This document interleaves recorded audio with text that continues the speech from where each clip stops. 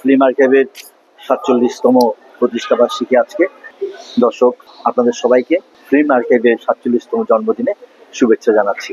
যদি আমাদের সময়ে, অর্থাৎ আমি যখন চলচ্চিত্রে এসেছি তার বেশ ৫ বছর কিংবা ৬ বছর পরে ফিল্ম আর্কাইভটা প্রতিষ্ঠিত হয়, কিন্তু আমার প্রথম ছবি কিংবা তারও অনেক পরে আমার অনেক অভিনীত ছবি আর্কাইভে স্থান পায়নি, কারণ তখন কিভাবে সংরক্ষণ করা হবে সেটা অনেকের মাথায় ছিল না। কিন্তু এখন একেবারে আমাদের দোরগোড়ায় এসে পড়েছে। এখন আজকে যে ছবি বানাবে সেও ইচ্ছে করলে তার ছবিটা আর্কাইভে দিতে পারবে, সংরক্ষণ থাকবে। আজ না হোক আমাদের আগামী প্রজন্ম আমাদের ছবিগুলো দেখতে পাবে, আমাদের আর্কাইভ সম্পর্কে, আমাদের নির্মাণ সম্পর্কে তারা জানতে পারবে।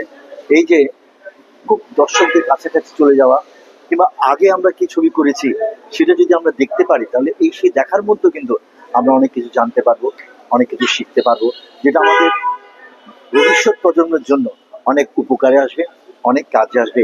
যে আমাদের ছবিগুলো কিভাবে নির্মাণ হতো, আমাদের কারা কারা অভিনয় করতো, সেই ছবিগুলি আমরা এখন দেখতে পাচ্ছি প্রযুক্তির মাধ্যমে। আসলে প্রযুক্তি আমাদেরকে আরো অনেক অনেক সামনের দিকে এগিয়ে নিয়ে যাবে।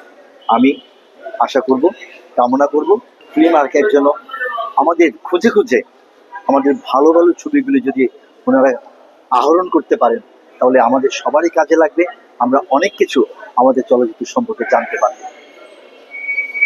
স্যার, আরেকটা কোয়েশ্চেন সেটা হচ্ছে দিঘিতে তো ১ মাসে হচ্ছে কেউ বলে এখনো বড় হয়নি, অভিনয় আরো শিখতে হবে, মানে আপনাদের সাথে একই তুলনা করা হয়।